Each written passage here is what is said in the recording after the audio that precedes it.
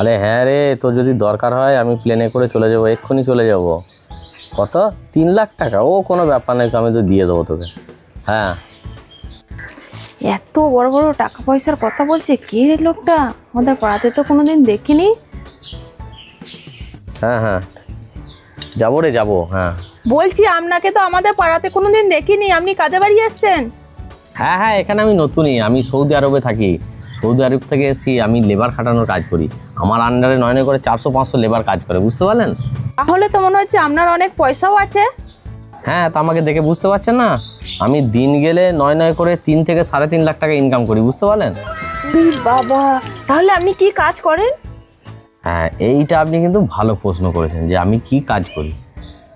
আমি এই সারাদিন লোককে না এই মিথ্যা কথা বলেই বেড়াই। হ্যাঁ, কালকে চেন্নাই যাবো রে। হ্যাঁ।